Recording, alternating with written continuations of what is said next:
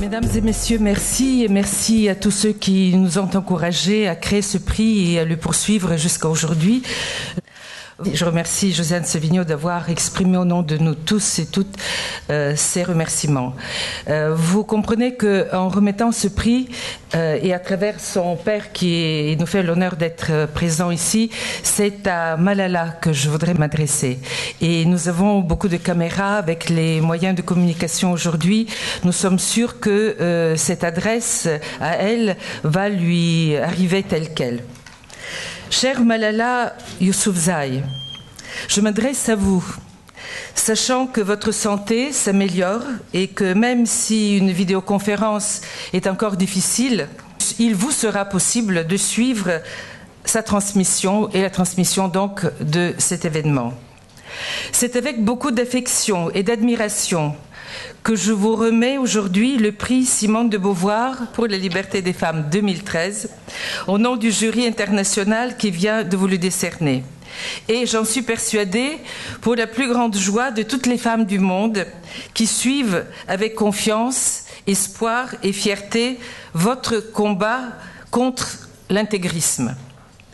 Votre blog quotidien, chère Malala Yousafzai, intitulé « Journal d'une écolière pakistanaise », que vous avez commencé à l'âge de 11 ans sur le blog de la BBC.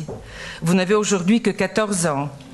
A révélé au monde d'abord le rétablissement de la charia dans la région du Swat, au nord-ouest du Pakistan, avec la fermeture et la destruction des écoles de filles, et votre crainte de ne pouvoir retourner à l'école.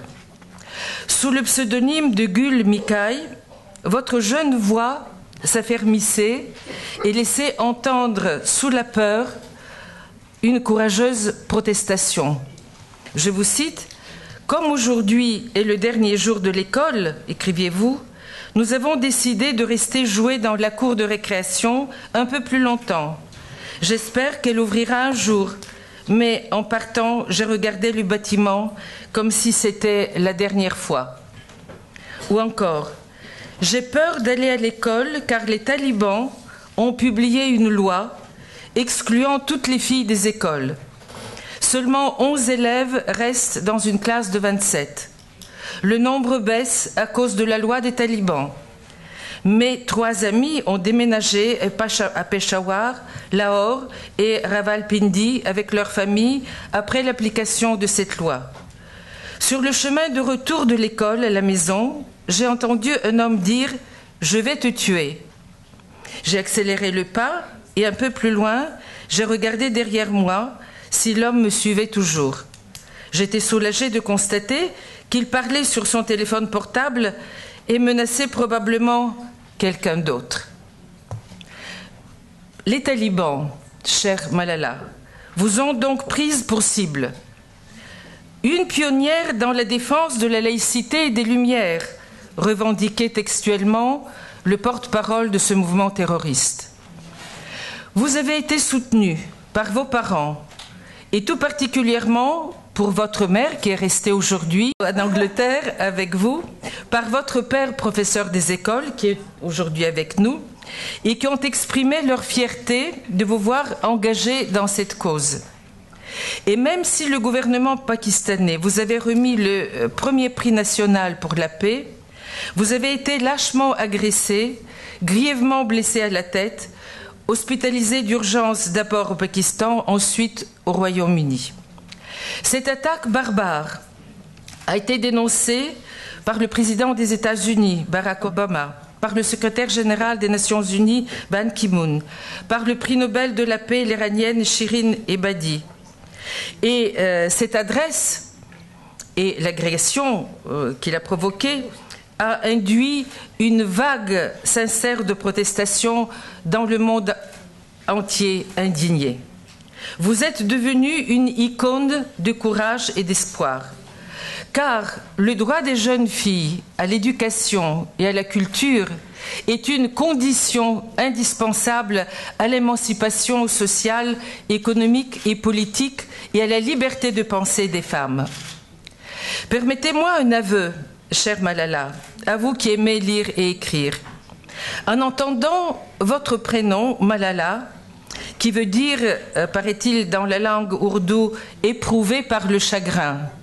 Mais même si ce n'était pas le cas, parce que je ne suis pas spécialiste de cette langue, vous avez été éprouvé dans les réalités par le chagrin. Donc, je pensais, Malala, éprouvé par le chagrin, je pensais à un grand écrivain français, Marcel Proust, qui nous avait appris, chère Malala Yousafzai, que les idées sont des succédanées du chagrin. Aujourd'hui, l'éprouvée de chagrin que vous êtes est une jeune fille célébrée et admirée par toutes les femmes qui veulent étudier et être libres. Désormais, grâce à vous, Malala veut dire qu'il est possible de vaincre le chagrin pour la plus noble des idées, l'idée de liberté, source de courage et de joie. Grâce à Malala, l'idée de liberté est redevenue possible même sur des territoires où la barbarie sème encore le chagrin et le crime. Oui, l'idée de liberté qui succède au chagrin s'appelle aujourd'hui Malala. Vous le dites, nous le disons à toutes les jeunes filles de la Terre, pour toutes les femmes et tous les hommes qui soutiennent votre cause, qui vous soutiennent. Quelques mots enfin pour vous rappeler, ainsi qu'à celles et ceux qui nous regardent et écoutent, quel est l'engagement du prix Simone de Beauvoir. Créé à l'occasion du 100e anniversaire de la naissance de Simone de Beauvoir, notre prix, qui s'intitule Simone de Beauvoir pour la liberté des femmes, se propose de récompenser l'œuvre et l'action exceptionnelle de femmes et d'hommes aussi, peut-être un jour il y en aura un, que vous trouverez ici, qui, dans l'esprit de Simone de Beauvoir, contribue à promouvoir la liberté des femmes dans le monde. Il est décerné annuellement par un jury international qui se compose d'une trentaine de personnes, femmes et hommes, féministes, humanistes, écrivains, philosophes, artistes, universitaires. Nous rappelons que ce prix que Simone de Beauvoir a ouvert et nous a permis d'ouvrir est dû au fait qu'elle a ouvert en réalité une nouvelle étape, une véritable révolution anthropologique dans la condition humaine. Lorsqu'elle a écrit, je la cite, et nous connaissons toutes ici cette phrase, mais il est bon de le répéter au monde entier, « On ne naît pas femme, on le devient ». Ou encore, comment dans la condition féminine peut s'accomplir un être humain. Nous intéressant aux chances de l'individu, nous ne définirons pas ces chances en termes de bonheur, mais en termes de liberté. Bonheur aujourd'hui, c'est liberté. Et c'est ce que Malala nous montre. Nous considérons cependant que divers obscurantismes continuent à exploiter la misère économique et les conflits politiques pour opprimer et persécuter tout particulièrement les femmes, en dépit et à l'encontre des avancées considérables obtenues grâce aux luttes des femmes, avec et après Simone de Beauvoir.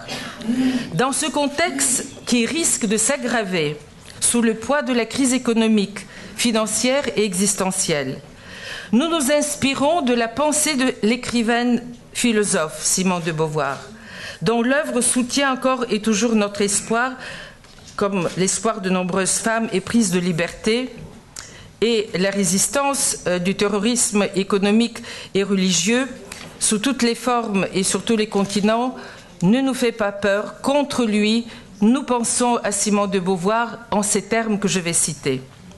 Sa pensée nous invite, et je vous invite à lire et relire dans ce contexte d'aujourd'hui. Je la cite donc, « La fin suprême que l'homme doit viser, c'est la liberté, seule capable de fonder la valeur de toute vie.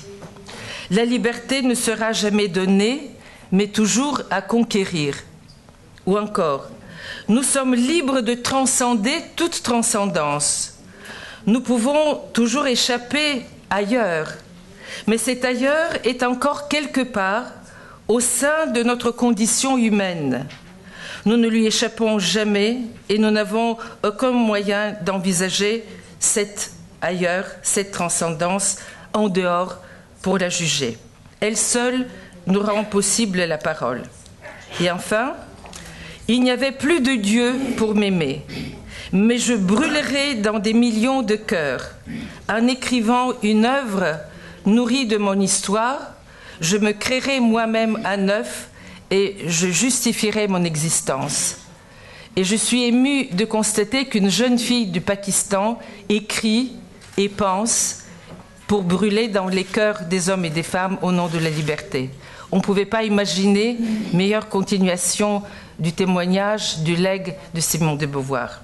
Je tenais donc à rappeler ces principes aujourd'hui, lorsque pour la première fois, c'est une jeune fille qui est récompensée pour sa vigilance, son intelligence, son attachement à l'éducation et à la culture, son soif de liberté.